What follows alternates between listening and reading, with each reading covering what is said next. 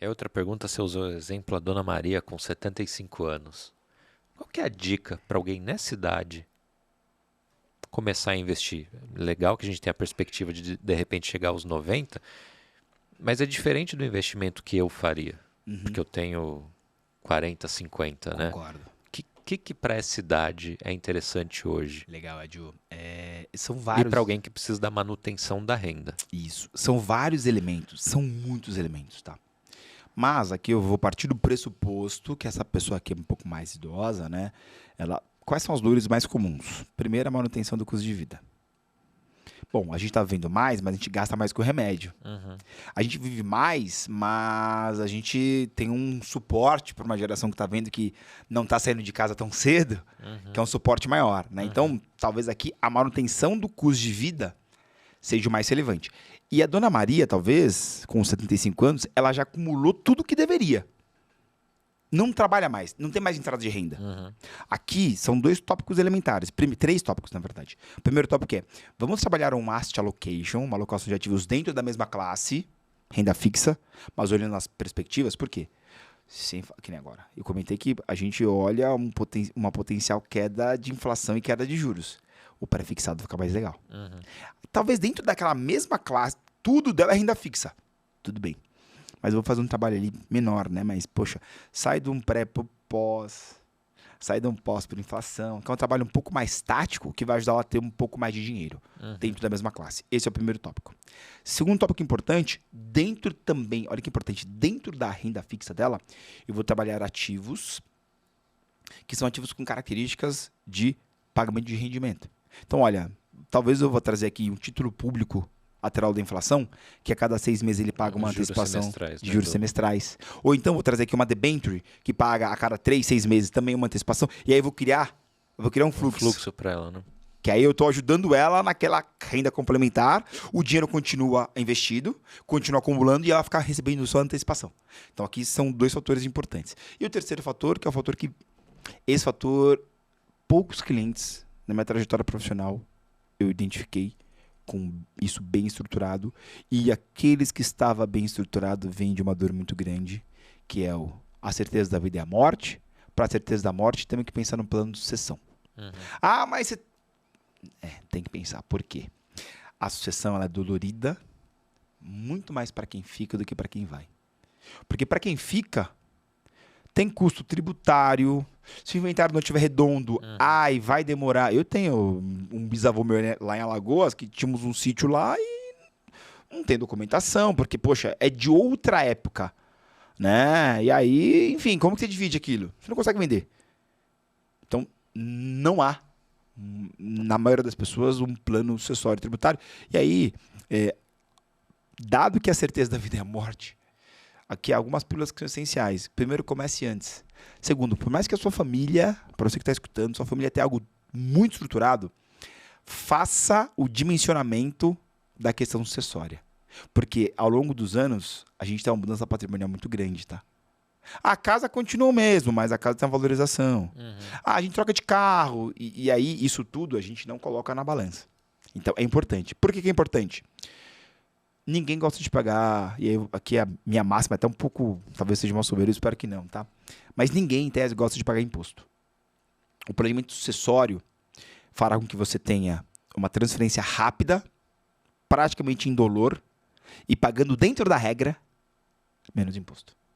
E aí, para esse caso, olha, legal, vamos manter os seus investimentos, que já acumulou, tá tudo bem. Vamos trabalhar uma gestão de ativos, uma asset allocation. Vamos trabalhar uma renda periódica, e tem bastante coisa para trabalhar aqui dentro. E vamos trabalhar, poxa, dos seus investimentos, o que a gente tem de provisão aqui para uma potencial sucessão. Porque às vezes o cliente... O caso que eu até tive uma conversa que foi muito dura com o cliente, mas depois, quando aconteceu o pior, assim, eu sei que é difícil falar disso, tá? Mas quando acontece, as coisas fazem sentido. Eu te avisei. Porque era um cliente que, assim, o cliente era o filho dele que gerenciava, o cliente tinha mais ou menos 85 anos. E assim, o cliente tinha tudo. CDB, ações, fundos imobiliários. E eu falei, olha, zero plano sucessório. E aí ele falou, poxa, não sei o que meu pai tem, se tem 1, 2, 10 casas. E aí eu fiz uma orientação. Falei, olha, orientação é que você procure um advogado que trabalhe com essa estruturação patrimonial, super importante. Primeira orientação é essa. Eu não sou esse profissional. Né? E aí eu orientei os investimentos. Existem veículos dentro do mercado financeiro que é rápido. Tá? E aí, previdência privada, que para muitos, não quero previdência privada. Previdência privada, quando uma pessoa vem a óbito, né? A instituição financeira recebe. E aí, por que recebe aquilo? Né? Muitas vezes, para tirar a certidão de óbito, as pessoas vão no cartório e o próprio cartório notifica, né? E aí, às vezes, já bloqueia, o sistema financeiro bloqueia tudo que está naquele CPF. E acontece muito hoje em dia, cada vez mais rápido, tá? A pessoa falece, aí a esposa, os filhos estão usando o cartão, né? Porque tem um cartão, né? Tem a senha, corta. E aí? E aí, eu tô falando que aqui entra na escassez do dia a dia, da proteína na mesa, da gasolina no carro. Isso acontece muito. Bom, quando você tem ali um fundo de previdência, a pessoa faleceu, é um processo muito rápido, de poucos dias, os beneficiários indicados, cai dinheiro na conta. Nada muda. Mas tem um rolo do inventário. Tudo bem. A previdência, ela também vai entrar no inventário depois. Tanto que, o que algumas pessoas fazem? Às vezes tem a questão do balanceamento, né? Eu sou seu pai, tem você e mais um filho. Tenho 2 filhos.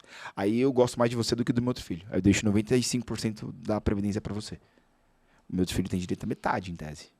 Então, você vai receber 95 agora e legalmente você vai ter que pagar para ele depois a proporção. É assim que funciona, legalmente. Mas acontece rápido. E aí, poxa, o cliente duro, não. Alguns meses depois, né, porque já, assim, era o que aconteceu, ele teve um problema de saúde, a gente conseguiu fazer alguma coisa a tempo ali, aconteceu. E aí eu não fiquei sabendo, né? Eu só fiquei sabendo quando ele me ligou, falou, olha, lá no banco X, tá tudo bloqueado. Falei, entendi. E como você está sobrevivendo? Estou sobrevivendo com aquela previdência que já caiu na conta e estou usando. Até para exemplificar e deixar claro, né? Vamos lá que você tenha direito a 1 milhão de uma herança. Você precisa pagar, o que é 10% do valor? Você sabe de cabeça aí? Para ter acesso, então você precisa ter 100 mil para desbloquear esse 1 milhão. Legal. Não sei se é 10%, estou usando aqui o valor. E a Previdência, nesse caso, às vezes te oferece esses 100 mil para desbloquear esse 1 milhão. É isso, né? É, exatamente isso. Aqui eu não sou um especialista em sucessão, em sucessório, mas de fato eu vou trazer um pouco da vivência que a gente tem e que eu já vi. Primeiro tópico importante, quando uma pessoa vem a óbito, né, existe o ITCMD. Imposto, transmissão, por causa mortes ou doação. Quando a pessoa morreu, causa mortes. Então, o governo ele cobra, ele pede um imposto porque você está transferindo do pai para o filho. Então, vai ter imposto. Claro que de estado para estado muda e essa alíquota do TCMD varia de 1% a 8%, dependendo do estado. Tá? Então, o primeiro tópico aqui, para você que está assistindo, né, é importante entender no seu estado qual é a alíquota do seu estado. O primeiro tópico é esse. E o segundo tópico, não dá para eu, pessoa física, reles mortal, chegar lá no órgão e falar, oi, tudo bem? Edinardo Sacramento, perdi um parente aqui, eu quero exercer o meu direito de pagar imposto. Não. Tudo via jurídica. E por conta disso, é essencial que você tenha um advogado por trás. E o advogado ele tem o quê? Os custos e honorários advocatícios. E aí, é dinheiro na frente. Porque você paga o imposto antes, você paga o advogado antes para depois gozar o recurso. Bem, e sim, é um valor que vai variar um pouco, mas custa entre 10% a 12% do patrimônio. Tá? Então, poxa, a família tem 1 milhão? Bom, se eu, Edinardo, sou casado, tenho filhos, tenho 1 milhão no meu nome, para minha família, e for imóveis, carros, investimentos ex-previdência, investimentos que exigem inventário, para minha família pegar o meu dinheiro legal, elas têm que ter 100 a 120 mil antes para pagar o imposto, para pagar os honorários advocatícios, para depois liberar. Aí, claro que o processo de liberação vai depender do regime de casamento, muitas vezes quando a pessoa é solteira, que aí é métrica de herança, meação, né? Quando a pessoa é herdeira, quando a pessoa é meieira, enfim, aí é... Enfim, não, mas colocando assim, no melhor cenário, onde está tudo redondinho, você vai precisar botar 100 pau na frente. 10 a 12%. 100, 120. É isso, 10 a 12%, exatamente isso. Tá? E acho que muitas famílias às vezes não têm nem consciência disso. Zero. Não, tô com o futuro garantido, porque minha família tem isso e tal. Mas você não vai ter acesso àquele dinheiro. Zero. E aí, enquanto assessor, eu tô desde 2014, tá? Eu já vi algumas dezenas de casos quando acontece o pior, tá? Porque aquilo, né? A atividade de assessor é uma atividade nova no Brasil. É que eu tô com um pouquinho mais de tempo, então eu já vi algumas vezes. E aí, infelizmente, o pai era o mantenedor, trabalhava, empresário, tem tudo. Tudo no nome dele. Quando acontece o pior, E, bom, previdência privada é uma estratégia para você ter essa antecipação de recurso. O que mais que dá para fazer? Transferência em vida, né? Já começar uma sucessão, isso seria uma estratégia? e sim, isso pode ser uma estratégia. Claro que essa estratégia tem que ser uma estratégia guiada, porque o ITCMD, ele também chega na doação. Uhum. Então, por exemplo, se eu A sou seu isenção pai, é 60 mil ano, né? tem uma moeda lá, que essa moeda atualizou bastante, mas até 62, mais ou menos, você consegue fazer uma doação ali que você consegue declarar formalmente. Não que você está tirando do inventário, tá? Porque o inventário é proporção. De novo, não dá para eu quero doar todo em vida para o meu filho predileto. Bom, se eu sou casado, tem herança, ameação, então depois vai ter que ter uma partilha ali. Mas dá para fazer isso. Tá? Depois, enfim, as pessoas acabam tendo uma atuação jurídica para isso. Então, quando a gente avalia dentro do mercado financeiro hoje, o instrumento que ele é o mais indicado é a previdência privada. Tá? Por quê? A previdência, hoje você tem um leque gigantesco de alternativas. Né? E claro que eu vou olhar um pouco dentro de casa da XP, né? XP tem a maior plataforma de fundos de investimento, tem várias estratégias, dá para fazer portabilidade entre estratégias, dá para você ter assim facilidade de indicar os beneficiários, super legal. Então, assim, estratégia, rentabilidade, autonomia, momento de vida e facilidade, porque é tudo digital online, isso você tem. E aí, o que eu sugiro? Que aí é um tópico importante. Olha, o asset allocation, que é a alocação de ativos, depende um pouco do momento de vida, mas dá para você começar.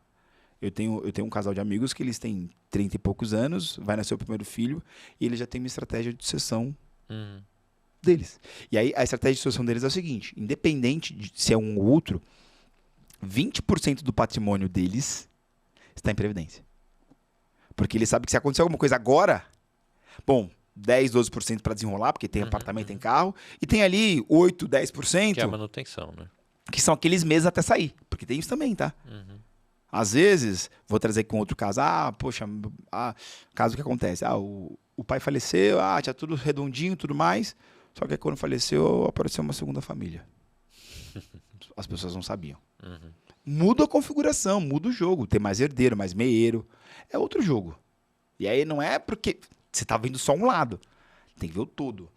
Então, a previdência, ela é muito rápida. Não é que ela é acima da lei. Depois vai ter ali uma proporção, mas ela é rápida. É o que sai primeiro, né? É o que sai primeiro. E aí, de fato, esse é o melhor caminho. Porque no final, e aí por que eu destaco isso? A estratégia de conta conjunta que muita gente usa, ela está caindo cada vez mais por terra. Porque a conta conjunta é o seguinte: Ednar Sacramento, pai, tudo na minha declaração. Sou casado com a Maria. Só que a conta conjunta, ela também acessa o mesmo cartão. Aí eu vou lá e faleço. Só que você morreu, já tem o bloqueio, né? Morreu, o bloqueio é rápido. E aí o cartão dela, mesmo sendo conta conjunta, não utiliza.